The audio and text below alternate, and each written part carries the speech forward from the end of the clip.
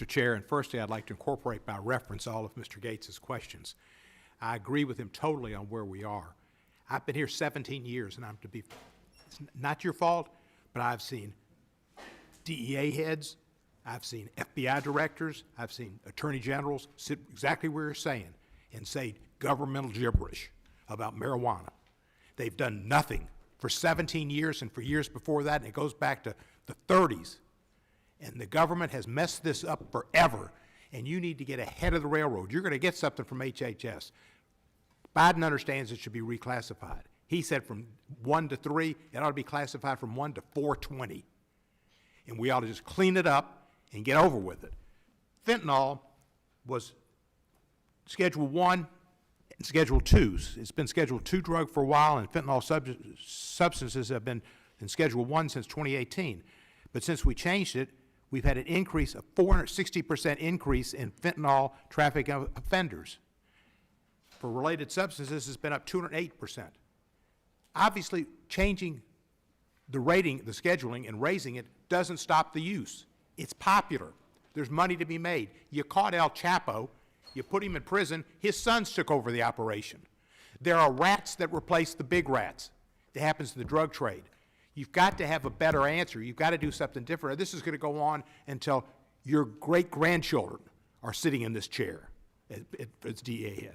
What do you think is the best way to stop, first on marijuana, is there anything you can do to expedite your process by starting some of the laborious, tedious, time-consuming roles put in front of you by doing them now before HHS gives it to you? Unfortunately, Congressman, and I understand the frustration on the timing. Our process is triggered when HHS sends a recommendation to us, and so that will trigger it. What I will say to you, not specific to marijuana, but just overall, is that I am committed on trying to move things as quickly as we can at DEA. I'm going to help you, but I'm going to call the secretary, who was one of my colleagues, and I'm going to call him today. We're going to get this moving.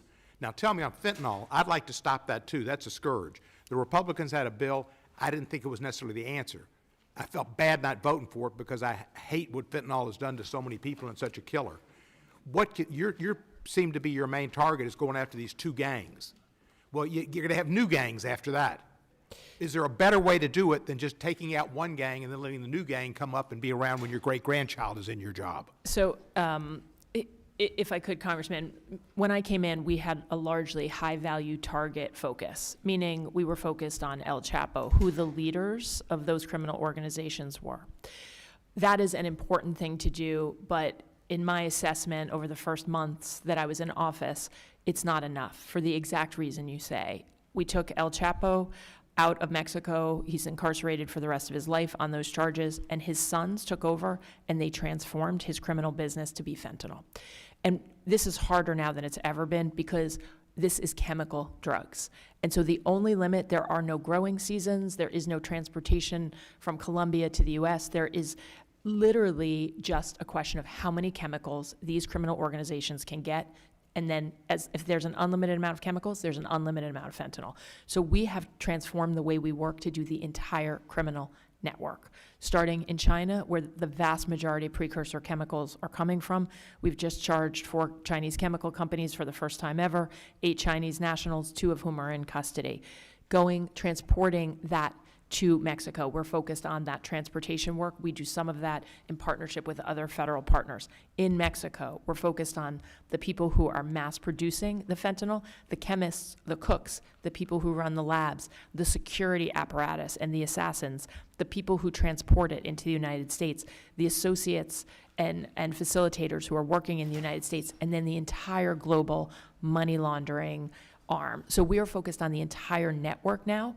We know this model is effective because it will allow us to attack the vulnerabilities, and we're making progress. We have a lot of work to do. A single American death is unacceptable, and so we have a lot more work to do, but I do believe that focusing on the entire network and being strategic in understanding that network and understanding how that network is changing and how the sort of smaller networks are coming up will long-term put us in the best position. We're almost out of time. Do you need more money?